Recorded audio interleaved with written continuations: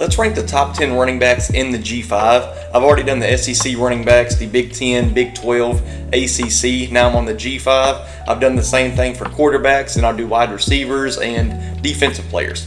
But now we're on the G5 running backs, and G5 is loaded with talented running backs. There's so many. In fact, I have 6 honorable mentions, 6. And if you would have told me a week ago that some of these guys do not make the list, I would have called you crazy. But that is how deep the G5 is with really good running backs. So yes, 6 honorable mentions. Marion Lukes at Central Michigan, Ayo Adiyai at North Texas, you got Kavorian Barnes at UTSA, Dean Connors at Rice, Jalen White at Georgia Southern, and Jaquez Cross at Arkansas State. There's 6 honorable mentions, but now let's get to the top 10. Number 10, Harrison Whaley at Wyoming. Whaley spent the last 3 years at Northern Illinois and had a really good season in 2022. Last year he transferred to Wyoming, where he had almost an exact same season numbers-wise at Wyoming, 1,000 yards and 5 touchdowns last year for the Cowboys.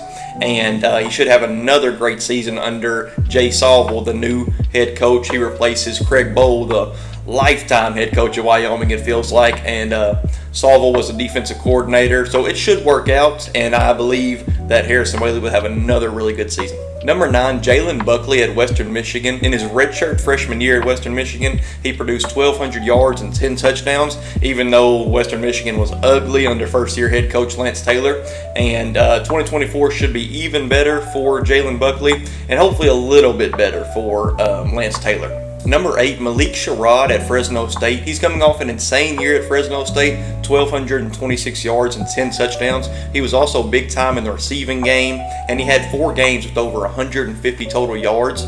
And he's in an amazing system under Jeff Tedford, and obviously a fantastic quarterback in Mikey Keene. Just an electric, dynamic offense. Number 7, Antario Brown at Northern Illinois. After 2 really good years at Northern Illinois, he broke out last season and more than doubled his production from those past 2 seasons.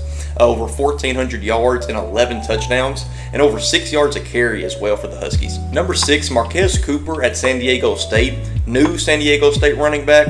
He's had a wild career. 2 seasons at Kent State where he put up 1,300 total yards in both of those years. Transfers to Ball State last year where he put up 1,200 yards again. And now he goes to San Diego State where he really should have a good season down there. Number 5, Quinton Coe at Liberty. After spending 3 years at Wake Forest and not getting really much playing time at all, he goes down the road to Liberty and explodes under Jamie Chadwell's offense. 1,500 yards, 16 touchdowns, and almost 6 yards a carry. Number 4, Mario Anderson, new running back at Memphis. He was at South Carolina for a few years, and last year was the first year he really got meaningful touches at South Carolina. 860 total yards, 4 touchdowns. Now he heads to a team with playoff aspirations. I've already said many times on this channel that Memphis is my pick from the G5 to make the playoff, and he will be a huge help. They just produced Blake Watson, who didn't get drafted, but he is now a part of the Denver Broncos, and they just have a system set up for a fantastic running back. Number 3, Ishmael Mahdi at Texas State, a young running back on this list, one of the fastest running backs in all the country, one of the fastest players in all of the country. Last year he had 1,600 yards and 11 touchdowns for Texas State. Also was huge in the passing game with over 14 yards a catch. Number 2, Makai Hughes at Tulane. In just his true freshman season, he had 1,500 yards and 7 touchdowns. He had a stretch out of 8 games where he, in 7 of those games, ran for over 100 yards total. Just crazy, especially for a true freshman. Now Willie Fritz leaves Tulane to go to Houston, and John Sumrall picks up right where he left off from Troy to have playoff aspirations for Tulane as well. So it doesn't drop off just because of a new coach, and I'm excited to see Makai Hughes in John Sumrall's system. Number 1, though, Ashton Jey out of Boise State, kind of a tier above all the other running backs on this list. No disrespect to them, but that's how good he is. After a great freshman season in 2022 with 1,000 yards and 7 touchdowns, he doubles that last year. 1,900 total yards, 19 touchdowns, had 600 receiving yards as well. Just insane numbers. And now Boise State, just like Tulane, just like Memphis, Liberty, they have playoff aspirations with Spencer Danielson, the coach that took over the last 3 or 4 games last year and led them to a Mountain West title. They hope to do that again. They get highly touted but unproven quarterback Malachi Nelson from USC, the former 5-star. So huge hopes for Boise State this year, and Ashton Jey is leading that cause.